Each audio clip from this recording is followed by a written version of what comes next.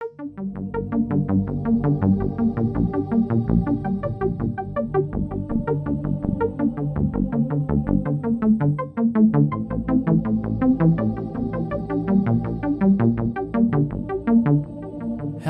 Geeker Things, Wade here, and we have another review, and this time it is brought to you by the wonderful Terrence. Anyways, it's the Black Series Target exclusive Chewbacca.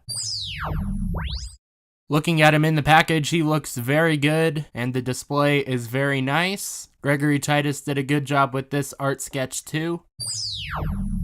Here's the back of him. He is a Target exclusive, so he has no number. If you want to read the bio, here's a close-up. You can pause the video. Alright, let's get this Wookiee out of his prison cell.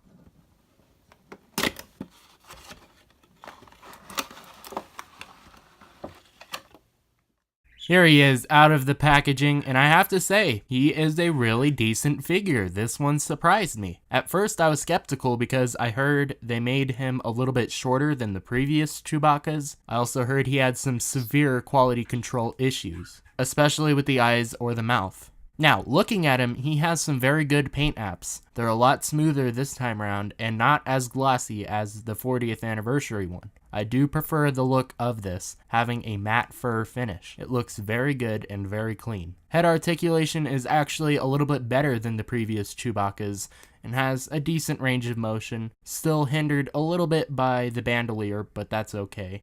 The bandolier itself looks pretty good, and I do like having the crisscross look going with it. I do dig that, and overall it's pretty nice. Now, the shoulder articulation can go out to about there, and it's a little stiff actually. It's a stiff figure. And then the problem with the fur extensions they have going on is, once again, it hinders the elbow movement. They get in the way of the joint, and that can be severely dangerous, I think, because they could either break off or even maybe get stuck inside the joint, and that would stink. So safely, that's probably as far as it goes. Though the rubberized fur pieces look good, they hinder the movement, and I would have preferred if Hasbro kept those away from the joints. Now, the fur in general looks very good, and I am pleased with the matte look all throughout. There's some gloss here and there, and it looks pretty good altogether. Coloration looks very good. I think this is the best Chewbacca we've received. The gun is really cool too, I like that, but it is a pain in the butt trying to get it inside his hand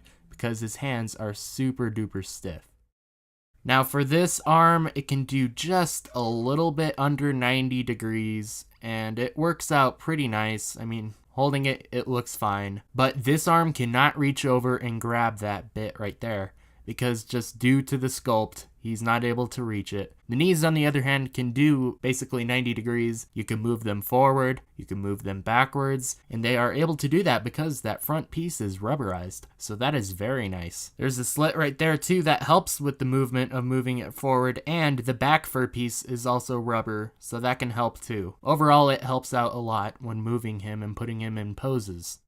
The overall movement of the figure is a little bit stiff, and it can be a little tough trying to move it, but he still looks very good.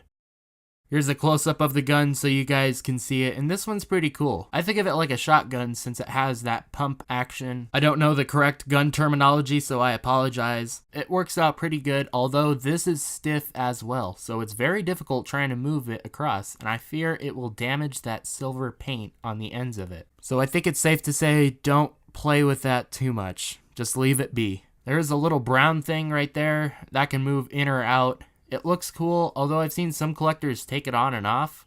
I haven't been able to, and it just wants to stay in there, so I think I'll keep it like that since this is Terrence's figure. The gun itself looks very nice with some brown paint applications replicating wood, I assume, and the overall color is gunmetal gray. Ha! See what I did there? I cracked myself up. Anyways, I think it's a really cool piece, and it has very excellent detail. Another accessory Chewbacca gets is a pair of ski goggles, and I have to say they look really good and they're proportionate. There is a little bit of fraying on the side, but that's not too big of a deal, I think. And it can get caught on some of the fur pieces, but you can fix that easily just by messing around with it. get it to look straight, and it looks very good all around it. I have to say, this is a really cool piece. Now, there is a little bit of a misprint right there at the mouth where there's white paint bleeding over the edge of his mouth. It kind of looks like he brushed his teeth with Colgate or something, but at least we know Chewie cleans his teeth. And then you can put the goggles over his head, and those look pretty good too. Now, the eyes are really sunken in. This is the weirdest part because they're always in the shade unless you tilt it up like this, and then he looks hysterical. But the eyes, they just don't exactly line up, and they just always seem to be casted in a shadow. Now, we'll take the goggles off entirely and just look at the head sculpt itself, and I have to say, this is a really righteous head sculpt. It reminds me of the Return of the Jedi Chewbacca with that similar head sculpt and the hair parting on top, and it looks exceptionally well. I am pleased with this look, and I want a figure like this of a Return of the Jedi Chewbacca. Here he is hanging out with his 40th anniversary collection counterpart, and I have to say, I do like the new figure. I believe the colors look a lot better, and the sculpt seems like real fur. And it is more proportionate to 6-inch scale figures. The older one was just a little too tall. Here's some toy photos of the Chewbacca, and I tried to replicate that train heist scene in the Solo movie as best as I could. I think the results came out pretty good. Then here's another one where he's hanging off the edge of that train car thing. And then some one-on-one combat with a ranged trooper, and we all know who would win in this fight. And lastly, this is what he would look like in my collection, but he isn't mine, so bye-bye. Overall, he is a very decent figure with some decent detail. I'm pretty pleased with him and his look. Even though there is a million of him in all those targets, I hope he'll be worth something one day because this is probably the best Black Series Chewbacca we've gotten, even if he looks like this. But overall, he is pretty nice, and let's hope Target will have as many Gamorreans as they do Chewbaccas and First Order Executioners, because we're going to need them. Anyways, that sums up this video. Make sure to leave a like and subscribe for more Geeker things.